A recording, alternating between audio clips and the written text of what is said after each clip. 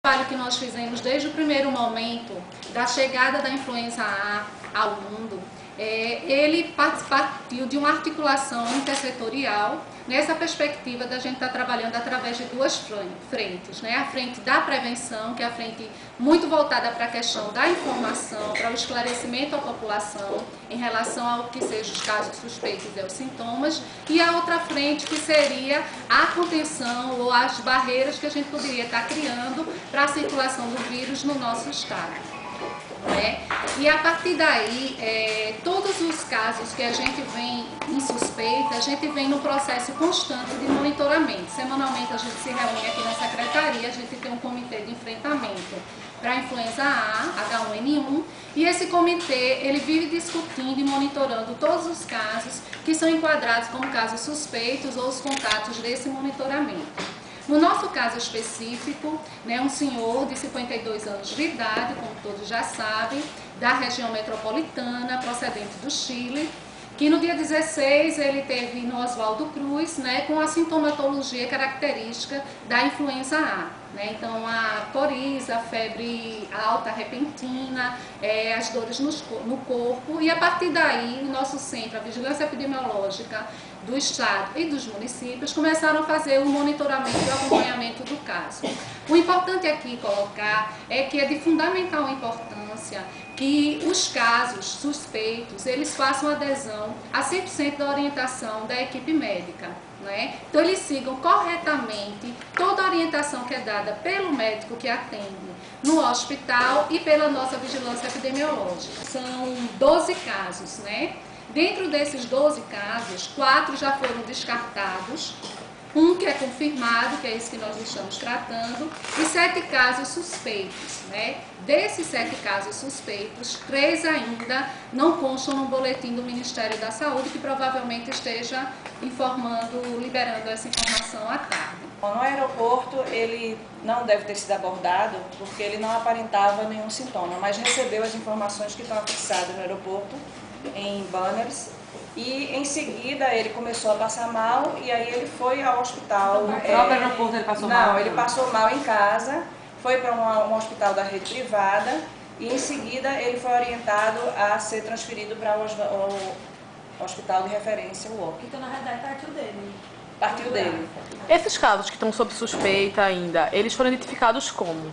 Pessoas também que espontaneamente procuraram o Oswaldo Cruz ou os mais hospitais? diversas formas. Eles podem, se eles apresentarem alguma sintomatologia, quando estão no voo ou quando já chegaram, já aterrissaram, então a vigilância do aeroporto faz a abordagem e as orientações, e algumas vezes até eles vão para o posto médico lá da Anvisa para ser atendido. E outras vezes a gente pega a informação através da demanda espontânea. Eles vão ao Oswaldo Cruz e lá eles fazem o atendimento e em seguida o Oswaldo Cruz notifica para o CIEVES e o CIEVES deflagra as outras ações. A recomendação do Ministério atual é de que os hospitais privados não devem atender casos suspeitos. E todas as vezes, mas eles foram treinados para definição de caso. Então, quando eles têm um caso suspeito definido ou quando há dúvidas, eles mandam para o hospital de referência, que a gente atende, e até a gente, quando tem dúvida, a gente fala para o pessoal da secretaria, para o CIEVES, para ver se a gente enquadra no... Porque tem nuances, às vezes, que a gente precisa ter um grau de certeza grande em relação à definição de caso suspeito, mas o fluxo é esse. Se o paciente... O dado epidemiológico é essencial nesse momento. Não se considera como circulação de vírus no país, dentro do país. Então, vir de São Paulo, de Minas ou de qualquer outro estado não é considerado área de risco. Vir de outros países, são 101 países atualmente, Então, viagem internacional, quase todas, se o paciente chega doente, ele, a princípio, pode ser enquadrado como caso suspeito. Obviamente, tem países com maior incidência nesse momento. Eu estava vendo o boletim da Organização Mundial de Saúde de 23 de maio, na Argentina, mostrava um caso. Isso faz um mês, pouco mais de um mês. E hoje tem 1.200 e tantos. Em maio, nesse mesmo boletim da OMS, em 23 de maio, o Chile tinha 24 casos, hoje tem mais de 5 mil. Esse é o problema, essa é a justificativa do Ministério para restringir a questão das viagens, mas tem um foco, né? O foco são as pessoas com um risco de evolução mais grave. Quais são Só os o Oswaldo Cruz, então, tá? Só o Oswaldo Cruz. Nesse momento, isso é dinâmico, não é? Chegar no hospital privado e foi diagnosticado um suspeito e vai para o Oswaldo Cruz. Vai para o Oswaldo Cruz. O exame é feito no Instituto Evandro Chagas. Então, quando se confirmou esse caso, o paciente já estava bom, já tinha passado o período de quarentena, de isolamento domiciliar.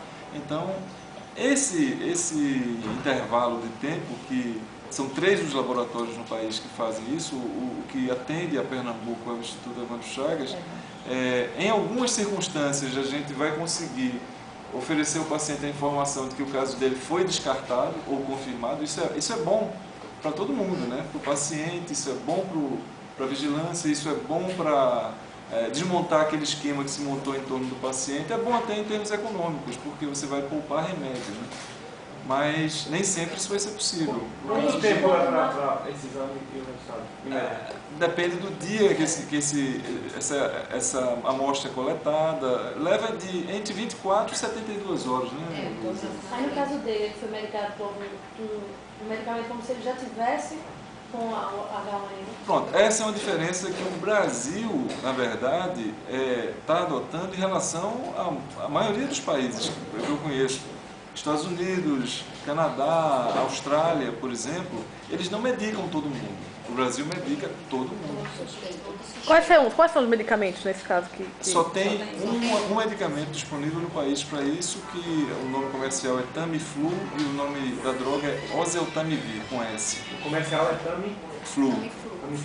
Tamiflu. Só vai tomar doidada na rua, viu? Tem que ter Não existe para vender no pra país. vender no Não país. existe. É só o Ministério. O Ministério concentrou todo o estoque. Essa foi uma medida, a meu ver, acertada, no sentido de que